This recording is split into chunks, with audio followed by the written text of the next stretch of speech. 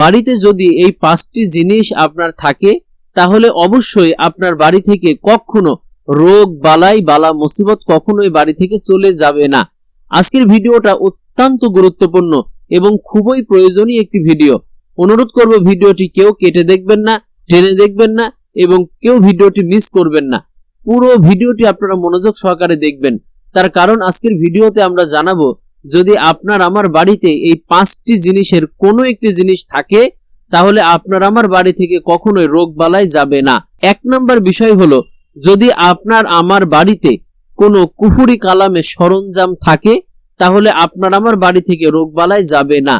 এখন কুফরি কালামের সরঞ্জাম বলতে এখানে বোঝানো হয়েছে জাদুবিদ্যা করতে যে বিষয়গুলো প্রয়োজন হয়, যে বস্তুগুলো দরকার হয়, যেমন সেটা তাবিজের খোল হতে পারে, যেমন সেটা কোনো পশু পাখির হাড় হতে পারে, যেমন সেটা কোনো পশু পাখির মারা যাওয়ার ভস্য হতে পারে। এই ধরনের জিনিসগুলো যদি কারোর বাড়িতে থাকে এবং ওই বাড়িতে যদি কুফরি কালামের কোনো চর্চা থাকে ওই বাড়ি থেকে কখনোই রোগ বালাই যাবে না। নাম্বার 2, যদি কোনো মানুষের বাড়িতে কুকুর থাকে, যদি কুকুর কারোর বাড়িতে থাকে তাহলে ওই বাড়ি থেকে রোগ বালাই কখনোই বের হবে না। প্রিয় বন্ধুরা, আমরা অনেকে লক্ষ্য করি বিশেষ করে শহর অঞ্চলে প্রত্যেকের বাড়িতেই তারা আদর আপ্যায়ন করে কুকুর পোষে। মানুষের থেকে তাদের কাছে কুকুরের দাম অনেক বেশি। মানুষের সেবা যত্ন করার থেকে কুকুরের সেবা যত্ন তারা অনেক বেশি করে। এমনও এই খবর শোনা যায় একটা কুকুর নাকি 1 লাখ 2 লাখ 5 লাখ টাকা পর্যন্ত দরে কিনা লাগে।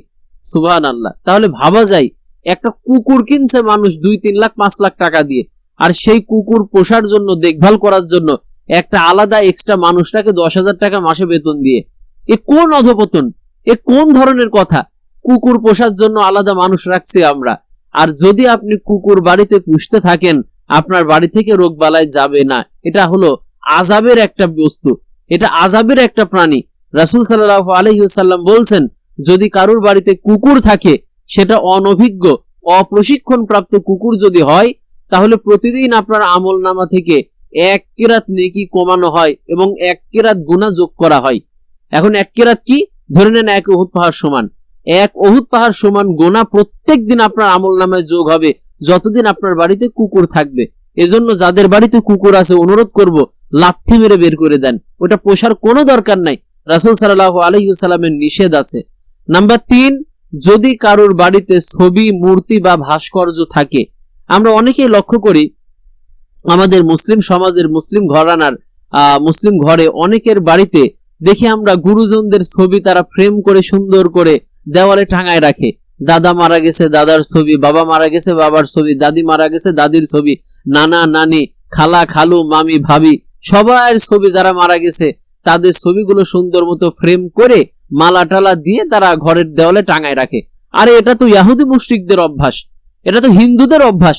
তারা তাদের গুরুজন যারা মারা যায় তারা তাদের ছবিগুলো ফ্রেম বন্দি করে ঘরে মালা দিয়ে রেখে দেয়, সকালবেলা ধূপ চন্দন দিয়ে এইভাবে করে তারা পূজা টুজা করে। তো এটা তো তাদের কালচার, এটা তো আমাদের কালচার নয়।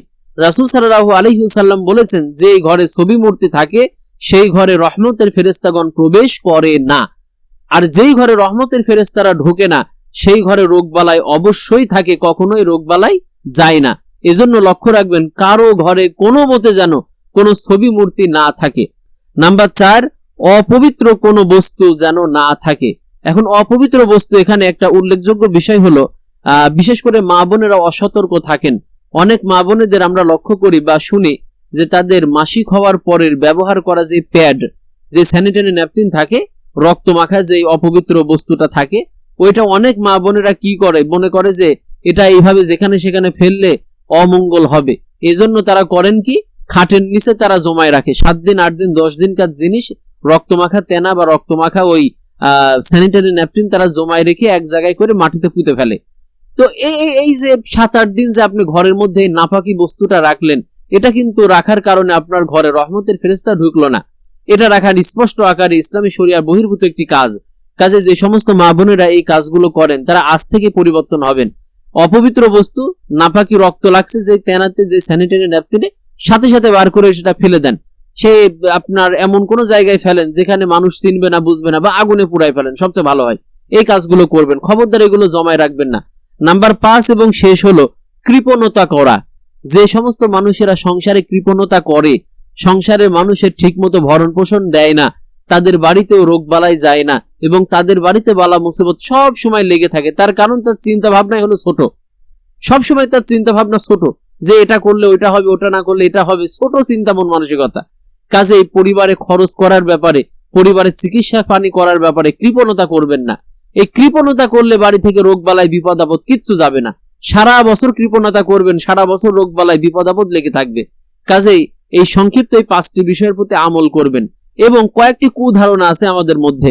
আমরা অনেকেই মনে করি বাড়িতে যদি ওই চিরুনি থাকে ভাঙা তাহলে রোগ বালাই যাবে না, বাড়িতে যদি ঘরের মধ্যে ঝাঁটা থাকে তাহলে রোগ বালাই যায় না, বাড়ির শোয়ার ঘরে যদি গ্যাসের সিলিন্ডার থাকে লোহা তাহলে রোগ বালাই যায় না, বাড়িতে যদি আপনার কি বলে ভাঙা থাল থাকে তাহলে রোগ বালাই যায় না। এগুলো হলো কুধারণা, কুসংস্কার। এগুলো কোনোটাই বিশ্বাসযোগ্য কোনো কাজ নয়। কাজে এগুলো কুধারণা, এগুলোর উপরে বিশ্বাস করবেন না। এই ভিডিওতে উপরের যে 5টি বিষয় নিয়ে আমরা আলোচনা করলাম এই বিষয়গুলো আমল করার চেষ্টা করবেন। এই ছিল আজকের ভিডিও। ভিডিওটি ভালো লাগলে একটি লাইক করবেন, চ্যানেলে নতুন হলে সাবস্ক্রাইব করে আমাদের সাথে থাকবেন।